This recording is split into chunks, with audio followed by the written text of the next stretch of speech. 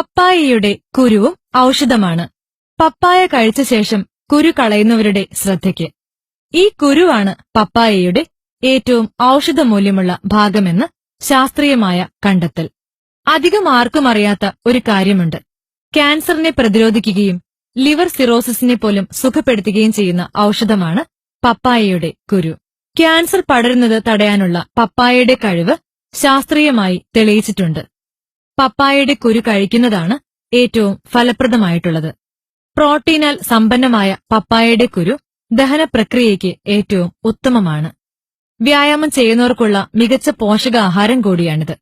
Leukaemia, ശ്വാസകോശ cancer തുടങ്ങിയവയെ പ്രതിരോധിക്കാനും ഈ ഔഷധത്തിന് കഴിയും.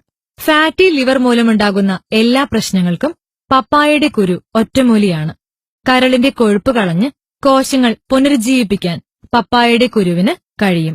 പപ്പായയുടെ കുരു കഴിക്കാൻ അല്പം ചവർപ്പുള്ളതിനാൽ ഇത് കഴിക്കുന്നതിനും ശാസ്ത്രീയമായ രീതികളുണ്ട്. പപ്പായയുടെ കുരു ഉണക്കിപ്പൊടിച്ച് സൂക്ഷിക്കണം. പഴുത്ത പപ്പായയുടെ കുരു ഇതിനായി ഉപയോഗിക്കാം. പ്രഭാതത്തിൽ ഒരു ഗ്ലാസ് ചെറു ചൂടുവെള്ളത്തിൽ നാരങ്ങയുടെ നീര് കലർത്തിയതിനു ശേഷം 1 സ്പൂൺ പപ്പായയുടെ കുരു പൊടിച്ചത് കലർത്തുക. ആഹാരത്തിന് മുൻപ് തന്നെ ഇത് കഴിക്കുന്നത് കരളിനെ ദിനവും ശുദ്ധീകരിച്ച് ശക്തിപ്പെടുത്തും.